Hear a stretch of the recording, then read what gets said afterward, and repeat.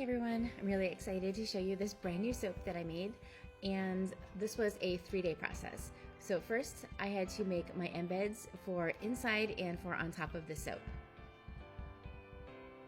So I mixed up a batch of red and white soap and I poured them into my small slab, and I just gave them a little swirl because these are going to be like candy cane pieces. The next day I unmolded this slab of soap and then I cut it up into small pieces.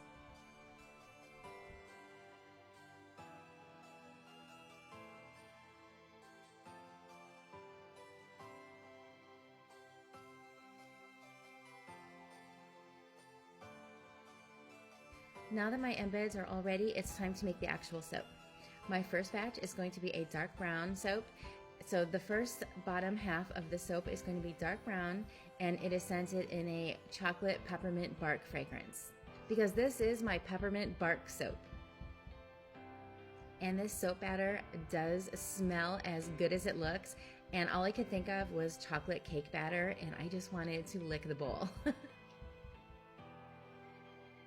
Next, it's time to make the top half of this soap, and this is going to be a cream colored soap, and I am placing some of those red and white candy pieces that I had made earlier out of soap, and I'm placing them in my batter, and then I'm using my stick blender to really chop them up into smaller pieces.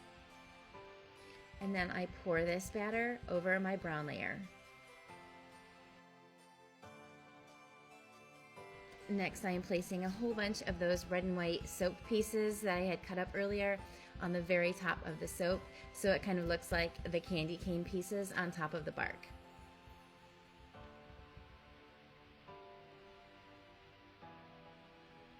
And of course, I am sprinkling some eco glitter on top because it's Christmas and why not? The next day, it's time to unmold this soap, so I am removing my slab of soap from this wooden box and the silicone liner.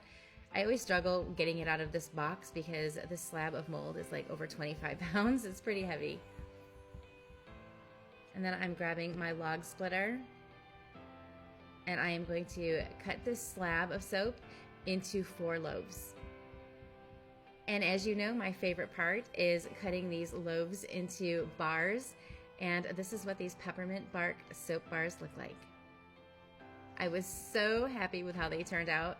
They turned out exactly as I had envisioned, and they smell incredible.